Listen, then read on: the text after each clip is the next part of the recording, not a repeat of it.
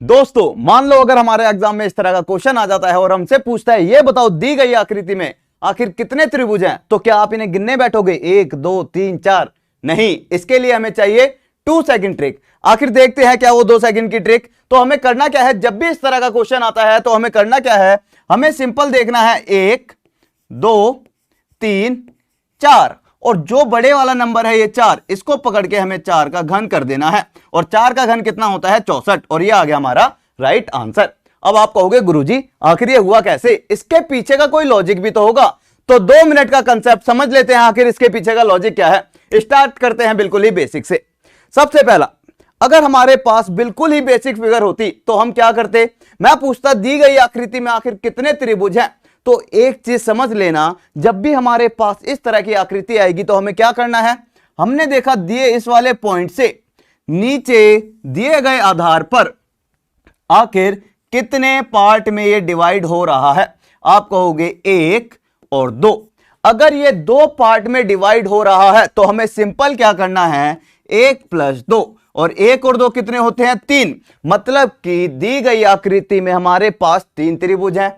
इसी तरह से अगर मैं आपसे पूछता कि आकृति नंबर 2 में कितने त्रिभुज हैं, तो आप क्या कहोगे, ये हमारे पास पॉइंट है, नीचे मेरे पास एक आधार है, इस आधार पर कितनी लाइन है 1 और 2। मतलब कि ये हमें 1 2 और 3 पार्ट में बांट रहा है। अगर ये 3 पार्ट में बांट रहा है तो हमें सिंपल क्या करना है, इन सबको ऐड कर देना है, 1 + में 2 + में 3 और मेरा कितना आ गया 6। इसी तरह से अगर मैं इसकी बात करता हूं तो इस वाले पॉइंट से नीचे आधार पर कितने पार्ट में काट रहा है, 1 2 3 4। अगर इन सबको जोड़ता हूं तो 4 3 7 2 9 और 1 10। तो मेरे पास दी गई आकृति में कितने आगे त्रिभुज 10। अब आप कहोगे गुरुजी ये तो समझ आ गया, इसके बाद क्या, इसके बाद का कंसेप्ट समझ लेते हैं। अभी तक हमारे पास क्या था, एक ही आधार था। अगर मेरे पास कोई इस तरह से आकृति आ जाती है और मेरे पास ऊपर इस पॉइंट से एक मेरे पास ये आधार बनता है और एक आधार बनता है ये, तो जितने भी आधार बनेंगे हमें केवल देखना है किस पॉइंट से है। इस पॉइंट से नीचे वाले आधार पर कितने बने, 1 और 2। और सिंपल मैंने आपको क्या बताया, 1 + में 2 कितना हो जाएगा, मेरे पास हो जाएंगे 3 त्रिभुज। मतलब कि नीचे वाले आधार से 3 आ गया। इसी तरह से इस वाले पॉइंट से अगर मैं इस वाले आधार की बात करता हूं तो 1 और 2, 1 + में 2 3 त्रिभुज, 3 + में 3 टोटल हो गए मेरे पास 6 त्रिभुज। सिंपल है ना। अब इसको देखते हैं। अगर मैं बात करता हूं इस वाले पॉइंट से नीचे वाले आधार पर कितने बने, तो आप कहोगे नीचे वाले आधार पर हैं 1 2 3। इन सबको ऐड कर लेते हैं, 3 2 5 और 1 6। तो नीचे वाले आधार पर कितने आगे 6 त्रिभुज। अगर नीचे वाले से 6 आए हैं तो मुझे पता है इससे भी कितने आने वाले हैं 6 त्रिभुज और इस वाले आधार से भी कितने आने वाले हैं 6 त्रिभुज। टोटल मेरे पास कितना हो गया 6 और 6 और 6, टोटल मेरे पास आ गया 18 त्रिभुज। अब आपके पास एक सवाल और आता है, गुरुजी हमेशा हमारा पॉइंट यही रहेगा क्या, हमेशा यहीं से आएगी हमारे पास लाइन? नहीं, कई बार ऐसा होता है हमारी लाइन नीचे से भी स्टार्ट हो सकती है। मान लो इस बार हमारा जो पॉइंट है ये है, लेकिन हमारा आधार क्या है, आधार इस बार ये है।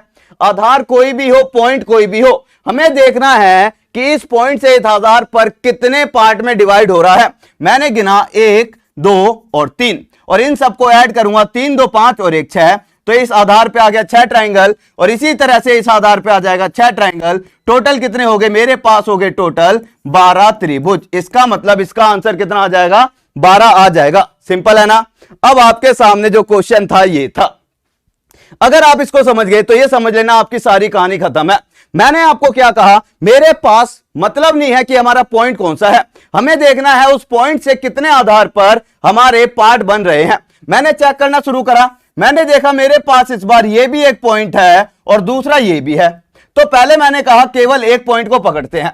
इस पॉइंट की अगर मैंने बात करी तो मैंने देखा इस वाले पॉइंट से सबसे पहले बड़े वाला आधार देखा मैंने, इस बड़े वाले आधार पर 1 और 2 और इन दोनों को जब मैंने ऐड करा तो मेरे पास इस आधार पर कितने आ गए, 1 + में 2 मेरे पास 3 त्रिभुज आ गए। अब मैंने कहा ये तो हो गया, अब इस वाले आधार को भी चेक कर लेते हैं। अगर मैंने इस आधार को चेक करा तो आप कहोगे इस वाले पॉइंट से इस आधार पर कितने बनेंगे, फिर से 3 त्रिभुज बनेंगे। कैसे, 1 और 2। आपका ये तो क्लियर हो गया कि 3 और 3 मेरे पास कितने आगे 6।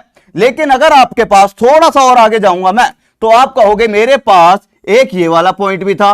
अगर मैं इस पॉइंट की बात करता हूं तो इसके हिसाब से मेरे पास दो आधार और बनेंगे। कौन कौन से आधार बनेंगे चेक करते हैं। अगर मैं इसको मान लेता पॉइंट तो इस बार मेरा आधार बनेगा ये वाला, और इस पर मैं देखूंगा तो मेरे पास कितने बने, एक और दो। एक और दो कितने हो गए, मेरे पास फिर से आगे तीन, और एक बार मेरे पास आधार बनेगा ये वाला। अगर मैं इसको चेक करूंगा तो एक और दो कितने बनेंगे, फिर से मेरे पास तीन। टोटल कितने हो गए, तीन, तीन 6, 3 9 और 3 12। टोटल मेरे पास 12 त्रिभुज आने थे, लेकिन हमारे पास आंसर क्या आ गया, 12 नहीं, 12 हमारा राइट आंसर नहीं है। अब हमें करना क्या है, अब हमें देखना है पीला और हरा कितनी जगह पर एक दूसरे को काट रहा है, 1 2 3 और 4।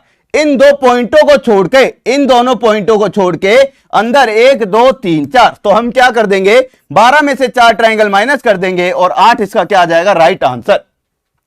अब इसको याद करने की ट्रिक क्या है, ट्रिक समझ लो। ये तो हो गया लॉजिक। अब याद करने की ट्रिक क्या है, हमने ये करा क्यों है, क्योंकि मेरे भाई कई बार क्या होगा, जब हम देखेंगे ना तो ये हमारे क्या होंगे, रिपीट हो रहे होंगे। तो जो ये 4 माइनस करा है ये क्या है, वह त्रिभुज, वह ट्रायंगल जो बार बार रिपीट हो रहे होंगे। अब ये हम ऐसा करते क्यों है, इसे जान लेते हैं।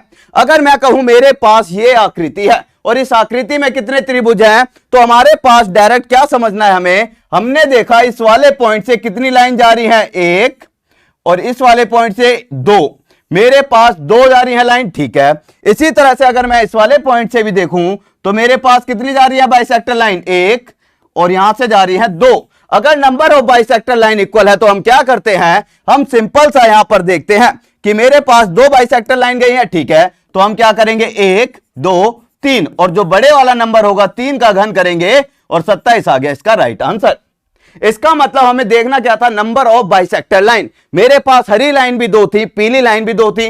इसी तरह से आप चेक करोगे इस वाले पॉइंट से इस वाले पॉइंट से, दोनों पॉइंटों से इक्वल नंबर ऑफ लाइन जा रही होंगी, तो 1 2 3 4, और मैं बड़े वाले नंबर को पकड़ के क्या कर दूंगा, 4 का घन, और 64 आ जाएगा मेरा राइट आंसर। अब आपके सामने एक क्वेश्चन है बहुत प्यारा सा, ये वाला।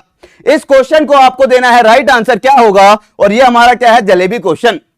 जलेबी क्यों है, अगर आप इसमें फंस गए तो फंसे रह जाओगे, लेकिन अगर आपको कंसेप्ट समझ आ गया, नंबर ऑफ लाइन अगर इक्वल है तो हमें क्या करना है, तो आप इजीली इसका आंसर दे सकते हैं।